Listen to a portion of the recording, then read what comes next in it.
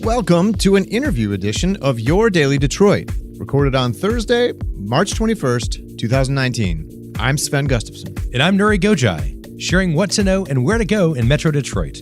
Today, we take you inside Detroit's newest beer hall, the Brakeman. That's right, it's opening Monday.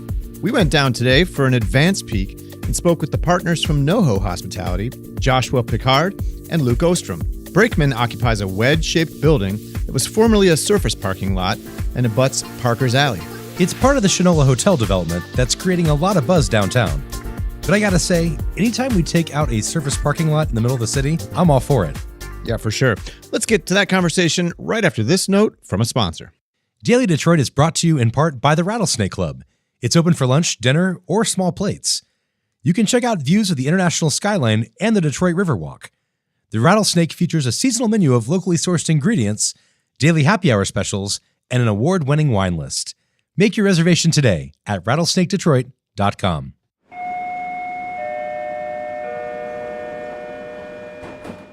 Hi, Joshua Pickard. How you doing? I'm Luke Ostrom. All right, so Luke and Josh, nice place you've got here, the Brakeman. Tell us a little bit about this place. It looks like you're getting pretty close to opening. We are indeed. It's like the final countdown, if you will. We're opening this Monday at 4 p.m. And yeah, we're excited about it. It's a little bit of a departure of what we've done before. We have a bunch of restaurants out of New York, and we got hooked up with some great partners here in Detroit, the guys over at Shinola and Bedrock, to do the Shinola Hotel, and this is kind of the last piece that is about to open, which is this American beer hall. And it's a departure of some of the other experiences in the hotel, and quite frankly, from what we've done before. You know, we do a lot of bigger, more high-end restaurants, and this is a little bit more down and dirty, come as you are, drink some great American beer, and eat some fried chicken in the back. So Josh, why Detroit then? I mean, you're really established in New York City, some high-end luxury restaurant experiences. Why Detroit? What fits that with the brand? You know, I grew up here. I grew up in Huntington Woods, went to University of Michigan. Had always wanted to try and find a way to come back here. You know, times have changed in New York City. It's become very hard to do things in New York City. I kind of was watching my kids grow up in New York, and with the development of the Food Network in the late 90s, I began to realize as I was watching my kids grow up that the food culture now is everywhere. And it certainly is in places, in secondary markets like Detroit and Baltimore. And there's a great demand here and a great passion for great new restaurants. So it seemed like a great place to come, both to develop and do new things, to come home and do something new, and kind of bring something here that it wasn't here before.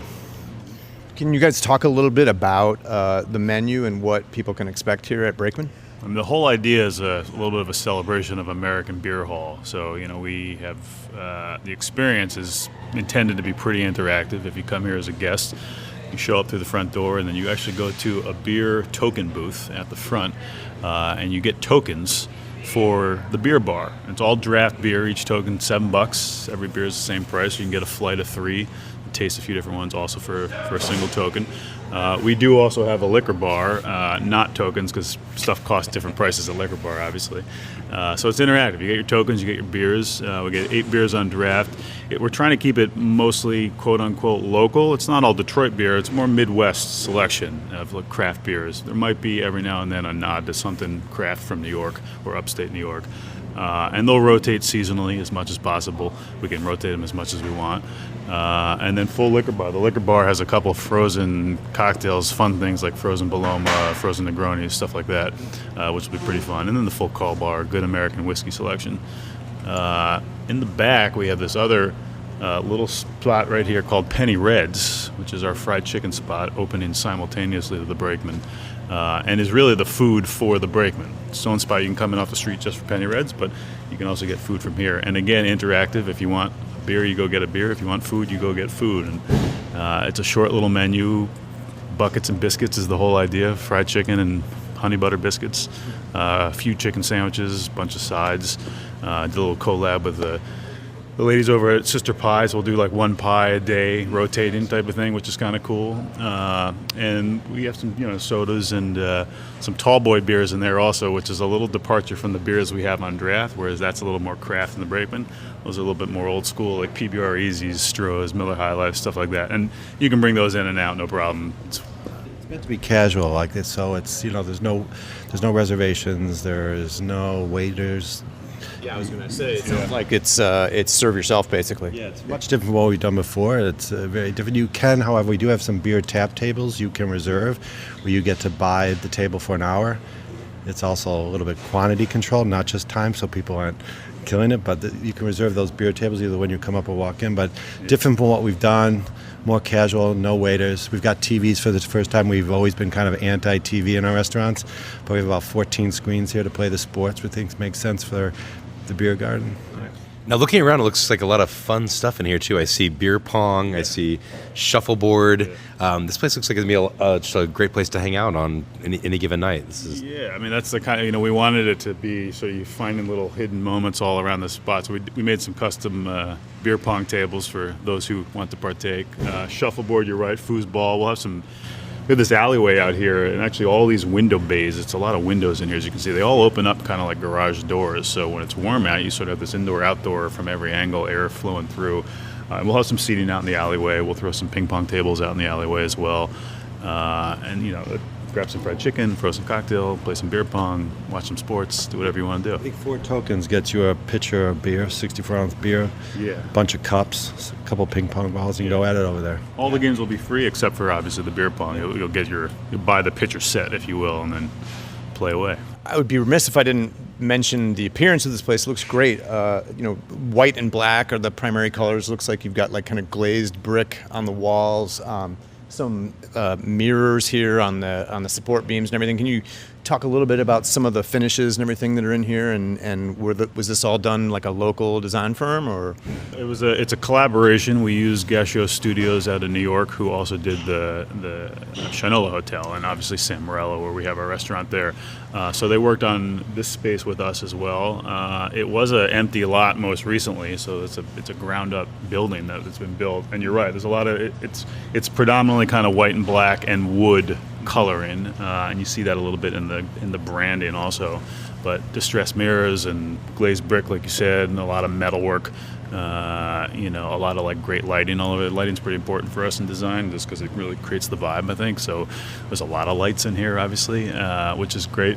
We want it to be a little bit of an industrial tone, kind of garage feeling. Yeah. The Brakeman, which is actually the Brakeman on a train, which actually is also what Shinola's first watch was, one of the Brakeman watches. And it's quite an interesting corner that's developed here between Brakeman opening here, the Element Hotel just opened across the street, the Sirens next door over there, you got Varvatos and White and Company there, and down the Siren Alley there's this guy opening, another guy from New York opening a place called Sid Gold's, where it's a small bar with a live band, does karaoke, so it's kind of becoming this we're excited to be part of this kind of changing neighborhood here. Now, you mentioned it twice. How do you feel like Brakeman's fits into the Shinola brand? Part of what was really attractive for us about partnering with them and doing this project here, a lot of it really had to do with the physical layout of all the different spaces put together. And you see that in the hotel. It's some old buildings, a lot of old buildings, and some new buildings kind of all put together in this alleyway that runs through the block, and this new annex building over here.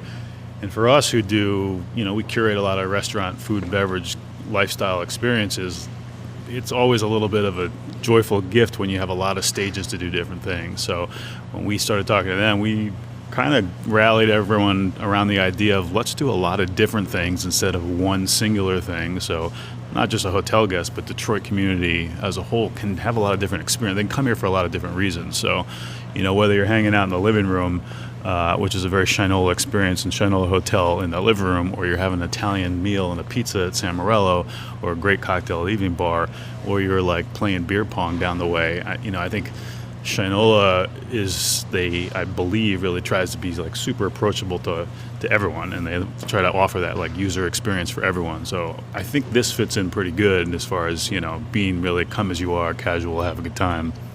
All right, Nuri, what'd you think about the Brakeman? I'm really impressed. I know these guys came from New York City originally, even though they have some local tie-ins, but it reminded me a lot of the area on the bottom of the Standard Hotel at the Skyline. Ooh. So it's this real kind of hip outdoor place, and I think they're going to create something really similar here at the Shinola Hotel. Yeah, that place is going to that place is going to rock during the warm weather when they got all those garage doors open. That's going to be a nice spot for sure. Especially walking around afterward, like, the place is kind of back up to an alley. And I thought that was a pedestrian alley, but then looking down it, it's actually a closed alley. Yeah. So they're going to have the ping pong tables, be able to reach up and get your beers right through the window. I mean, I think it's absolutely brilliant. Yeah, and we talked about this before, that little block right there, right behind the YMCA is really, with the narrow streets and everything. And there's the new hotel opening in the Metropolitan right down the block. The Shinola Hotel is right around the corner. A bunch of little businesses right there. That's going to be a really vibrant little spot right there. It's going to be great. And I walked into this today thinking, some guys from New York are coming to Detroit and opening up a beer hall. But then talking to them afterward, and realizing just how hard it is to do business in New York City. I mean, I lived there, and Sven, you lived in Brooklyn years ago, right? Yeah. And even then, gosh, this was 8 or 9 years ago, it was still a pain in the butt to do anything in New York City. Businesses try and close because it's just so difficult to do stuff and so expensive.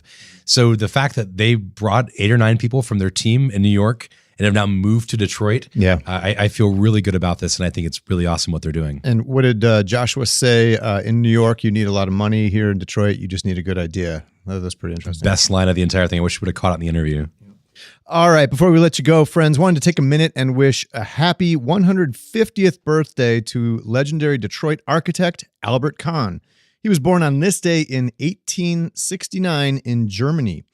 Kahn, of course, was best known as an industrial designer, but he also designed many office buildings, hotels, and other types of structures. Examples of his work here in Detroit include the Fisher Building, Cadillac Place, the Pickard plant, and the Maccabees Building on Woodward in Midtown. The architecture firm that he started back in 1895, it's still going strong from the Fisher Building. Kahn passed away in 1942, but we owe a huge debt of gratitude to him here in Detroit. What a cool piece of history.